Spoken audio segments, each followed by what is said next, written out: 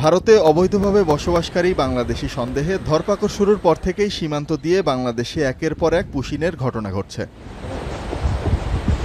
এরই জেরে বুধবার ভোররাতে ফেনীর ছাগলনাইয়া ও ফুলগাজী উপজেলার ভারতীয় সীমান্ত দিয়ে ৩৯ জনকে পুশিন করেছে ভারতীয় সীমান্তরক্ষী বাহিনী। এ সময় তাদের আটক করে ফেনী ৪ বিজিবির কাছে হস্তান্তর করে স্থানীয়রা।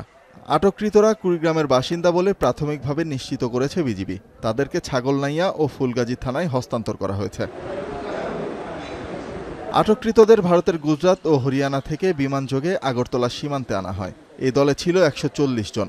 এর মধ্যে ৩৯ জনকে ফেনীর ২ সীমান্ত দিয়ে পুশিন করা হয়েছে। তাদের মধ্যে ১০ জন মুসলিম এবং বাকিরা সনাতন ধর্মাবলম্বী। ১৫ বছরের বেশি সময় ধরে তারা ভারতের বিভিন্ন রাজ্যে বসবাস করে আসছিল বলে জানা গেছে।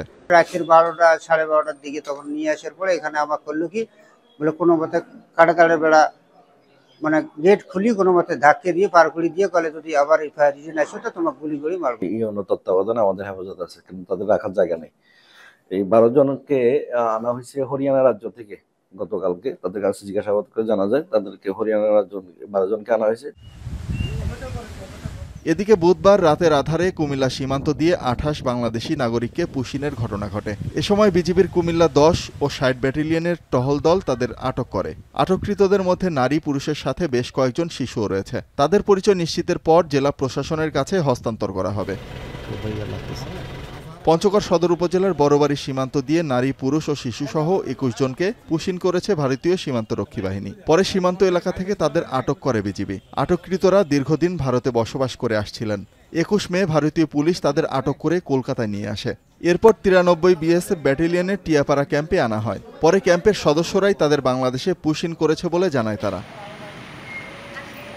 লালমনিরহাটের পাটগ্রাম সীমান্তে ১১ জন নারী ও ৭ শিশুসহ ২০ জনকে পুশিন করেছে বিএসএফ। বিজিবি সদস্যরা তাদের আটকের পর পুলিশে সোপর্দ করেছে। এদিকে খাগড়াছড়ির রামগঞ্জ সীমান্ত দিয়ে আরও ৫ জনকে বাংলাদেশে ঠেলে দিয়েছে ভারতীয় সীমান্তরক্ষী বাহিনী। স্থানীয়রা তাদের আটকের পর বিজিবির কাছে হস্তান্তর করে।